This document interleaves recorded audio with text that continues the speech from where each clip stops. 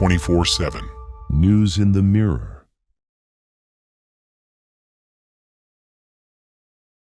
Tukwanyiriza nnyo mu programu yaffe endabirwamu era nga tugenda kutusaako bingi ebibadde mu week.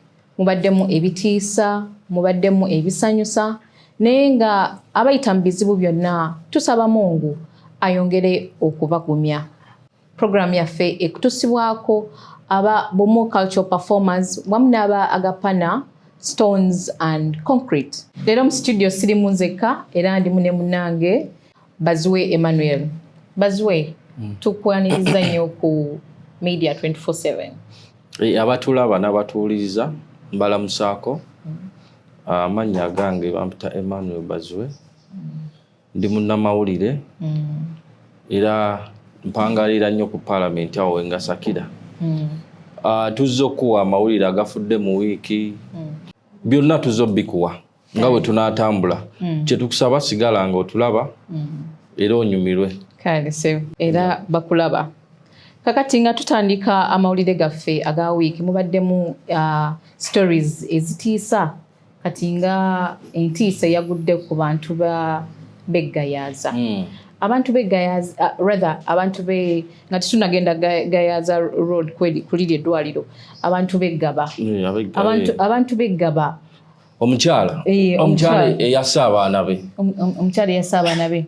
Nga tunagenda ku ekyo ffe we twasooka okulaba amawulire ago twali tumanyi Okero omulala azze kubanga era same district same place Gaba nga tugamba Okero why the same place, why the same Gaba, abantu bakafa ate era omukyala that first sagereddewo ku maama nalowoozezza nti muntu yabayingiridde ne bakola ki nga sinalaba story yennyini gigenda into detail nengamba it is possible someone entered n'atirimbula abaana abo bambi n'omukyala n'amusaliramu. Era ndowooza wano twetaaga bannaddiini, ndowooza eddiini ewedde mu bantu kuba kati omukyala okwata otya abaana bo n'obasala olw'omusajja nti afunye omukazi.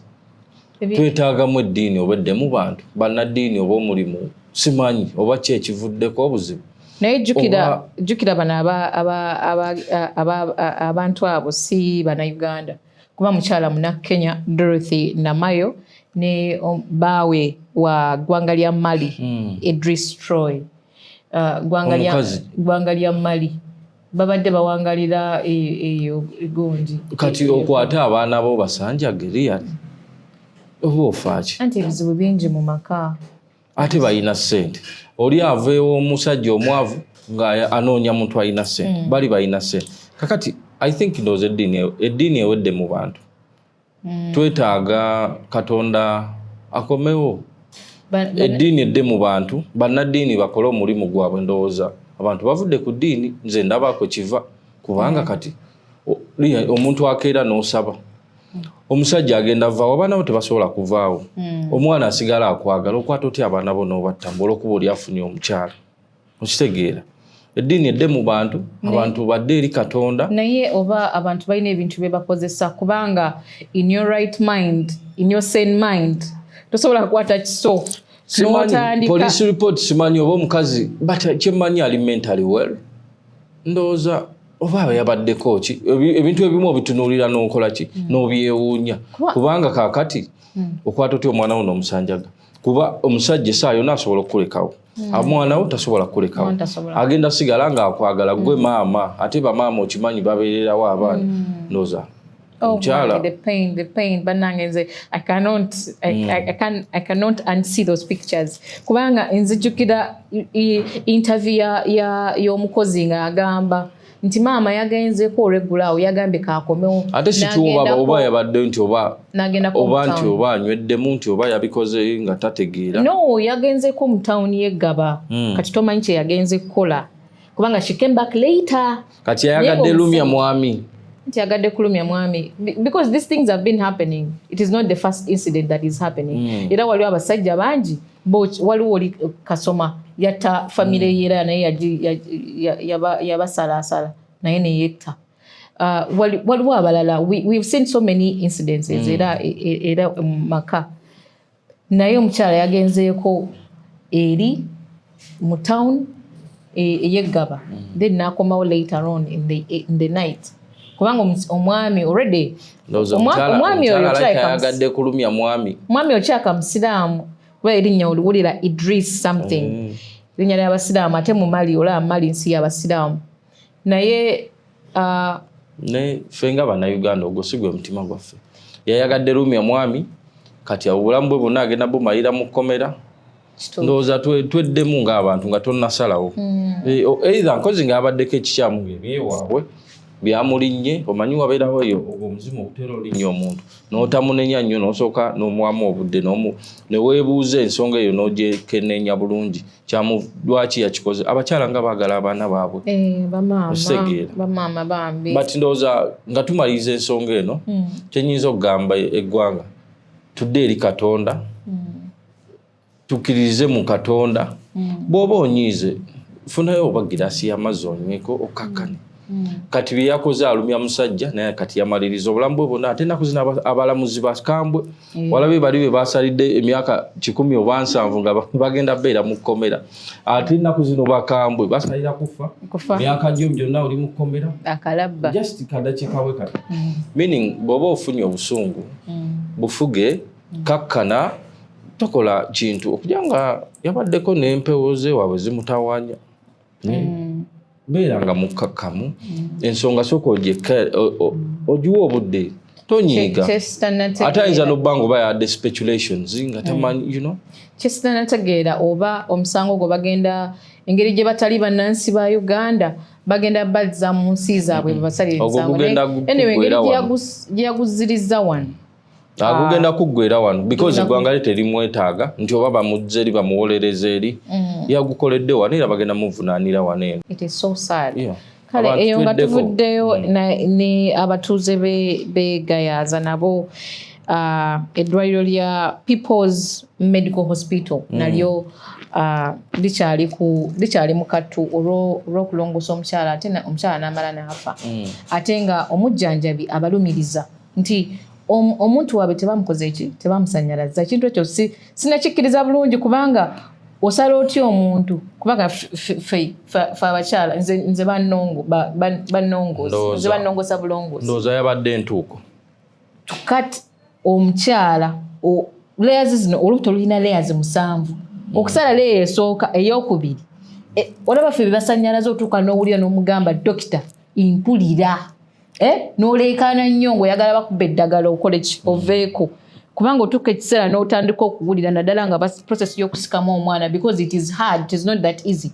Naye omukyala ye alumiriza n'agamba omuntu waabwe tebamukoze eki tebamusanyalaza ate naye watu bamusanyalaza it is a labor suit, it is not a theatre, which is also dangerous. Of course, it can happen where senior doctors webali nga they have assessed the place, it is clean, it is fit for abasawo toyinza basalira musango because seri musawo babasomesa kujjanjaba abantu kuwonya abantu bwe kibanga kyabaddewo omukyala tumusaasira era tusaba omule mirembe naye yabadde entuuko because kati kankoyo story emu yali ya Helen omubaka yafa bamulongoosa kati bwe yafa bwati nawulirako story zalinga 3 be balongoosa mu dakika ntono nnyo nadde engulu naye issue ya Helen yali nyangu nnyo meaning ebeera ntuuko. Yes, I know ebeera ntuuko naye waliwo kimanyi nti waliwo amalwaliro agamu musawo ayinza kulagajjalira bulamu bwa muntu gye kiri amalwaliro g'ennaku zino agamu bya after money. No, jukira yagenze mu ddwaliro lyesiga ng'abawadde ne ssente because yandigenze mulago singa ate talina ssente okitegeera toyinza kinenyeza basawo era kyemmanyi ne association y'abasawo era nabo tebayinza kugobanenyeza sooka osirika ebbaazi oli musajja nze ni mukazi nongoosebwa nze nakalongoosebwamu abaana 2 nkimanyi I know what happens in some hospitals because some hospitals may be after money nga bo baliko okukya ssente labayo omuntu alongoosezza omuntu sente zafuna za njawulo because wayinza obeerawo competition nti basanzeewo ekiro dokita aliwo on duty naye nga si doctor we bulijjo akola ki amufaako ono neyetumiikiriza n'agamba nti kankole ki nze kamulongoose okulagajjalira abantu naddala abakyala abagenda okuzaala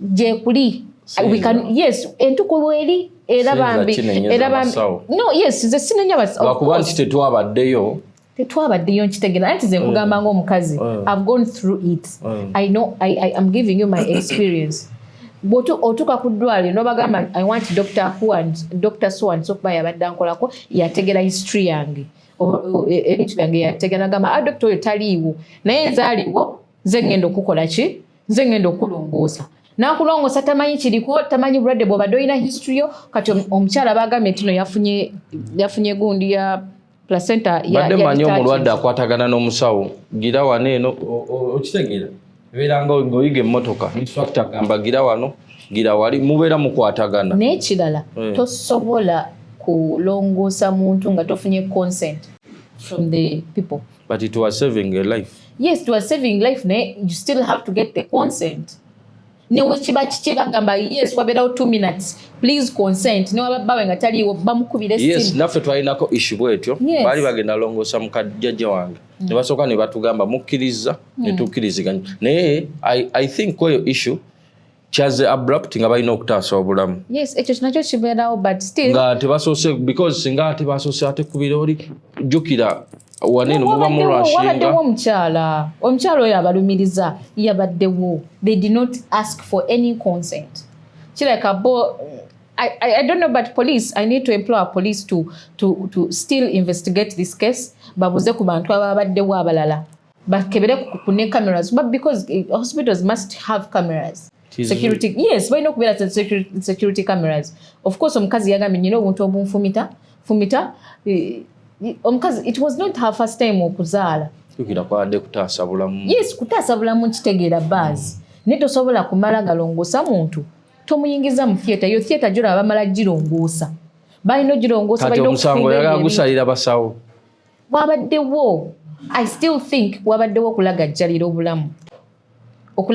obulamu obw'omuntu bwabaddewo you can tosobola because we've been through those especially those bigger hospitals tubaddeyo era tugalaba etali mulago I mean I'm talking about these big private hospitals we have been there we have seen the experience those guys are after money tulaba engeri gye bayisaamu abakyala beddeko bannannyini malwaliro beddeko n'abasawo be babeera nabo because of course they are professionals but mu Uganda kati oba I don't know competition ya kufuna sente nsi yafuuka economical sente exactly abantu tebakyafa ku mulimu exactly abantu tebakyafa ku bulamu bw'abantu balagajjalidde nnyo obulamu bw'abantu simanyi ndowooza medical council banaatuula ne balaba ensonga eyo nekyomanyi bayinza kunenyeza musawo waliwo n'omukyalo omulala era abadde agamba one of the bigger hospitals omukyala kati estory ye trendinga nnyo omukyala kati ali mu Wales yalemala bamulongoosa simanyi ne bamusala ne wana obulago omusajja yajjawo omukyala we n'amuddusa e Nairobi n'ab'e Nairobi ne bamuwa report ku kimukoleddwako wano meaning there's something wrong with Uganda during that process. Tejjukira abasawo babeera bakamba omukyala ng'agenda okuzaala kuba tebabeerawo kisa ku muntu gwe balongoosa mulina okubeera kaamu mulina okubeera ng'obakwata bulungi kubanga pressure werinnya bweti asobola anything can happen. Anyway, we call upon the medical council okubeera okutunulira ensonga zino kubanga bambi obulamu bw'abakyala bakyala bangi bavuddeyo waliwo omukyala era akyali trendinga ku NTV stories ezigenda mu series annyonnyola ebintu ekyamutuusa paka ku Aga Khan era malwaliro bwe gati private kati ono omukyala weyo yafudde ne poliisi kati basawo nawo beddeko yes togenda kukolera nti teri ajja nti agenda kutta naye mubeeko kyemukola omuntu mumutwale mu theatre mulage nti mulina ate oli azaako wadde ssente ze meaning gwaviiridde ntagenze mu ddwaliro lya gavumenti azze mulyamu eriri private nga yeetaaga service ennungi ndowooza baba bamuwadde omuntu oba tugambe eyo neyakatandika ndoza kyekiviirako abantu abagala okusomerako bannaabwe. Anyway, nga tuvuddeyo eyo mu wiiki emu yennyini twafiira Munakatemba Munakatemba mu art industry, music, dance and drama, omukulu Alex Mukulu, era nga bambi twebaza gavumenti kubanga gavumenti yatutte. By the way, tulina okwebaza gavumenti. Government took charge. Kubanga yali yasooka gaana olw'embeera z'omukulu oyo mayina etadde mwangu awummule mirembe Alex naye tabadde mwangu. Jjukira kiripu ze zibadde zijja akuba gavumenti ali eno naye twebaza gavumenti nti bambi oba akoze ekyo oba ogikoze eki bo basigala bambi bakkakkamu era bavuddeyo. Anyway, naye omusajja we bambi naye akoledde eggwanga omujjukira ku Uganda at 50. Ayina like bali mweyo Uganda at 50 zino ennyimba ati byonna yalina contribution y'amaanyi okutunda Uganda. Ezo ennyimba zibateekawo ye simanyi yogayoga biki ebyo yalinamu omukono gw'amaanyi. Abadde musajja muyiiya, abadde musajja mugezi. Simanyi oba tusobola omuzzaawo lwakuba nti abantu baagala nnyo abafuna. Nalaba nga bamwogerako mbwe simanyi oba bigambo by'abantu naye mbu buli lunaku badde bamusaba 15,000. Oli naavaayo nze bandiŋŋambye naye ate omala lwaki tewagenda mulambulako. Mulekera okwogera bintu ngo n'oli. Yes, abadde kuba kati omusajja oyo omufute bamwogerako kibiina. Twebaza gavumenti kubanga yatambudde n'ekintu ekyo. Naye era tumwebaza n'emirimu gye yakolera art beyaguluminga beyayambako lwakuba nti wazzeewo obuzibu bwana abaana eri yolose ekitone bazze twagala siima omuntu waffe ono yatuwa platform ne bagaana kati bali bambi ndoza kyenadde nsuubira ng'aba organizer bandyekuttemwe nti eno gurupu eno gye yayamba n'abasitula bandifunye representative amu ne babakkiriza nabo okwogera ku mugenzi.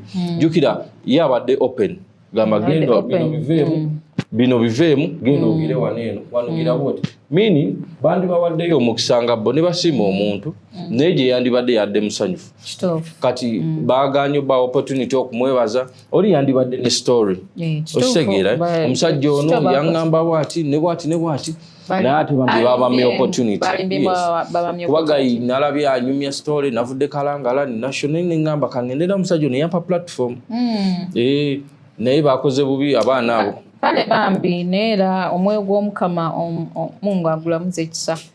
Eyo nga tuvuddeyo amawulire agessanyu ge tulina nti the first lady Janet Kataaha Museveni she made her first public appearance okuva we yalwala mu myezi 7 mu Gwokusatu March. Era netumulaba nga aze n'ayaniriza waliwo omukyala Osborne. Bishop Osborne yabadde bagenda tuuza first daughter bagenda mutikira bwa bishop. Era bambi n'ayogera omulaba era ng'omuntu abadde omukosefu nga wabeera naye nga twebaza Mukama okuba nti first lady Katonda bambi eyo family yajiwa ekisa omanyi olwalira egyo emyezi gyonna n'osigala ng'okyalimu ebigambo byoyogeddwa bingi mu Gwokuna mu Gwokutaano Gwomukaaga Gwomusanvu. Okimanyi nti muno mu Uganda omuntu asobola n'okukutta nga tonnafa basobola okukubika ne bakubika you're there fighting era kiba kyetaaga omuntu nga alwadde ne bamujjako essimu bamujjako social media ne bamujjako everything. Ndoza kati bannayuganda bakkakka. Bannayuganda mulekerawo bannange ngogera nnyo but we thank God for her life by the way. Era ne twebaza ne family kuba nti bali mu Katonda. Ndoza kyovola bakyatufuze kuba nti bakkiririza mu Katonda. Ebisigadde biri eri tunaabirabireyo nti bakkiriza mu Katonda. Yesu wayinza obbeerawo ensobi oba ki naye buli wakola egini najjukira family ya Katonda. Muyinza okubeerayo ne mugira omuntu naye musongamu kino n'ekino naye nga yagenda neyetonda n'agenda neyeenenya tomanyi Katonda engeri gy'asaasiramu bantu. Ye Katonda n'amusaasira. Okitegeera. Kale eyo nga tuvuddeyo n'amawulire amalala ag'essanyu ge tulina nti Kasubi Tombs finally they have been opened to the public. Era UNICEF yagagyeko nga agali endangered. Era twebaza Katikkiro wa Buganda bamwogeredde bingi naye azimbye amasiro bambi era ne gaggwa. Charles Peter Mayiga tukwebaza oli musajja w'amaanyi ozimbye amasiro bannange Buganda wiki ewedde waliwo speaker wa Czech Republic yagendayo bagenda ne deputy speaker n'amulambuza basookeyo mu nsozi eyo sides ekisoro eyo then n'amutwala eno Kasubi Toms n'agalambula n'asiima omulimu n'agenda ku bassekabaka abo bonna. It is very beautiful. Era abantu kye tubasaba mutandika okugenda okulambula mwagire obwakabaka. It is looking very very nice. Nayitawo nange naye sinafuna mukisa kuyingiramu munda nayingiramu before ne kati wafaanana bulungi kati kya bulambuzi kirungi wafaanana bulungi because buli ajja kati kye tulina okukola ffe nga Bannayuganda promoting ebyaffe. Of course. Oli wava ebweru asibira aneeno Kasubi ate wali kumpi ekitegeera bantu bajje balambule bazimbisa ebintu this time ne bateekawo ne system nti in case of any fire wali amazzi fire biki byonna ate baasiba ekikomera kuva eri Kasubi nekyetooloola bakola omulimu bulungi buli omu buli yawaayo ettoffaali buli yateekamu buli ne gavumenti yonna tugyebaza bannange mwebali mwakola omulimu gw'amaanyi era ne tuvumirira eyakola ekikolwa ekyo okugookya nogayinza okuba gatandika ngaggo nawulira nga bagamba mbu gatandika nga ggwe byampewo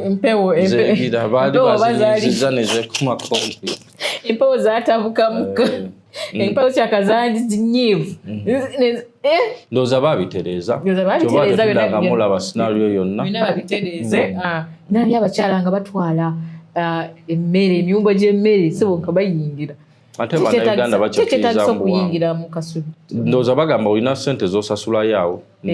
Si nyingi. Si nyingi, it is affordable. Ugandans, please go and visit the tombs. Yes, kya bulambuzi kyaffe kasente katono kya Buganda wano.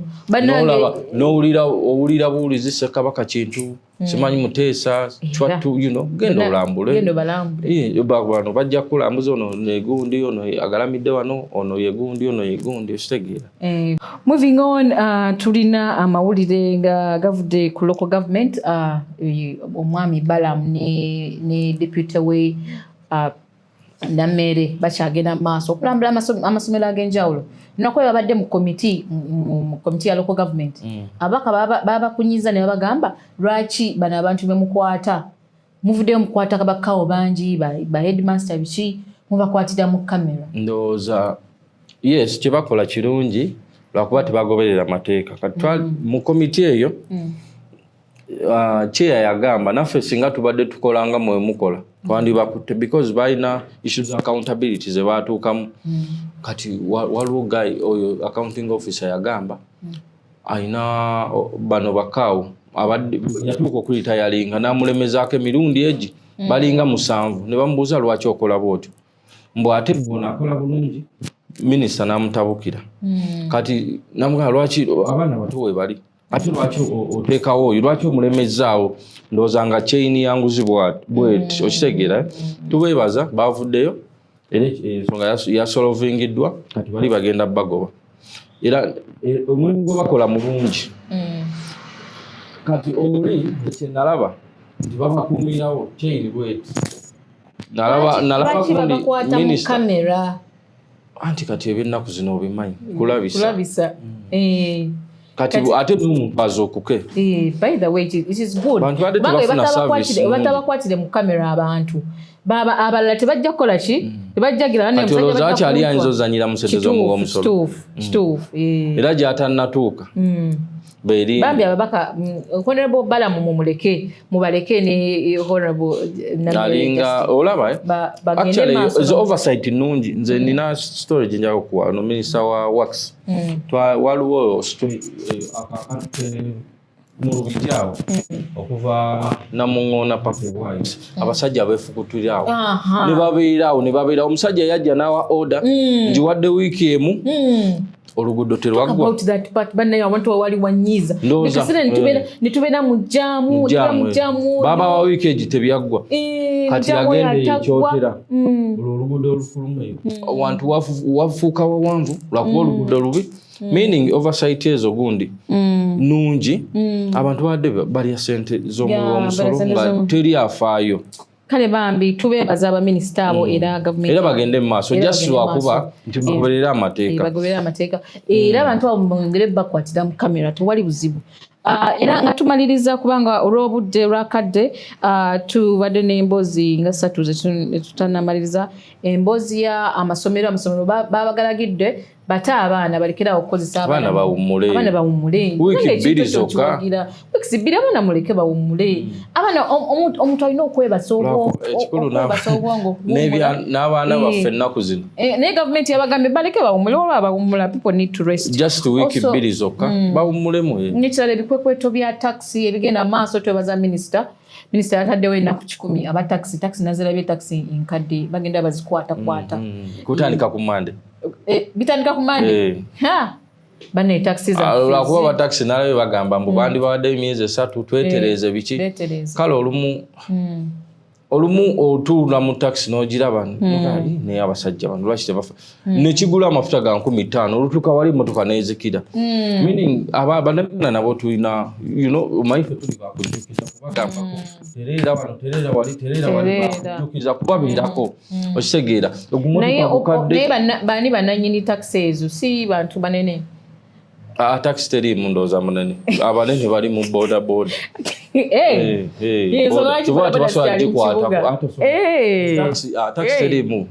bane abataxi okujjako abanene ate bali mu baasi transport ya baasi naye buno butaxi era kyobuulawo eyo mission gye yalewo nkinze yegenda kukola singa naye yagitadde ku boda teyandisobodde kale abataxi mwetereze kubanga minisita muli ennaku 10 taxi bannange ffe emmotoka zaffe enkadde temuzijjira kubanga tetulina kyakola and then lastly ekisembayo omusango gwa Dr. Kizza Besigye era nagwo gukyatambula kuba kati next week waliwo omujulizi mu America naye lwaki gavumenti ewooza Besigye nga taliiwo kikyebagoba ali mu ddwaliro anti kati lwaki bali mumuwozesa fair hearing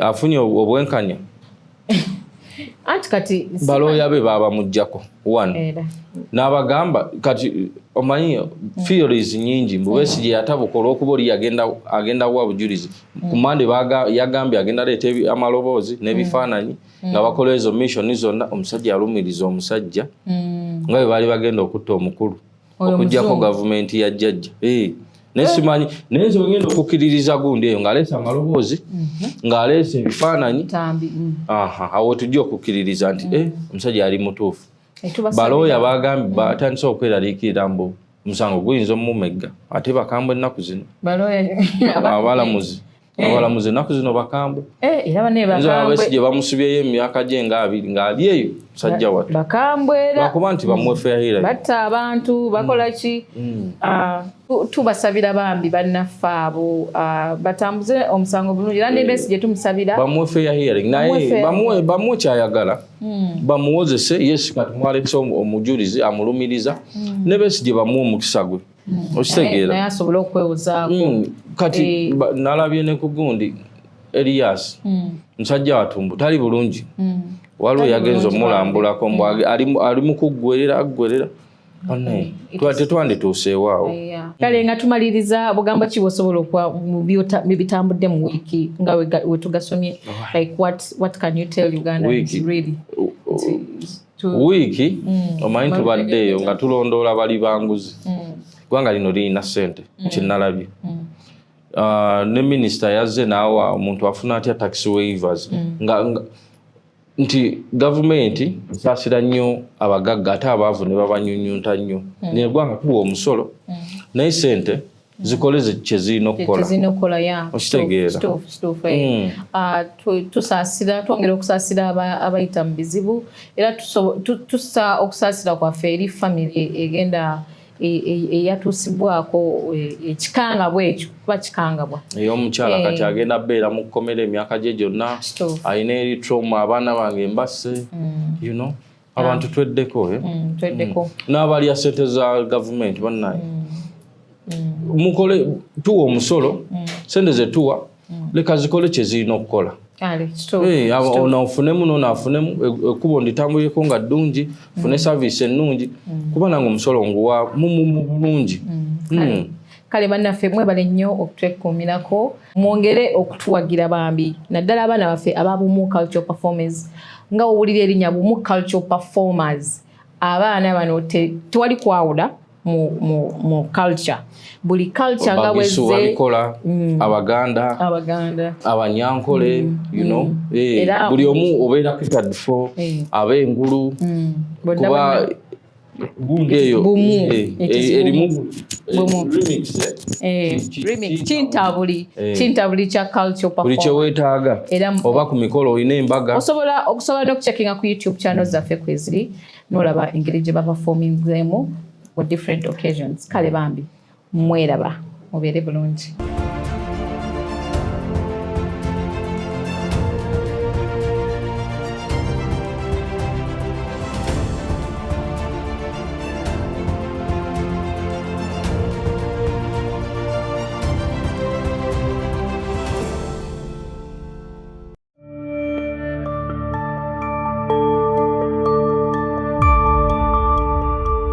Media 24/7. News in the Mirror.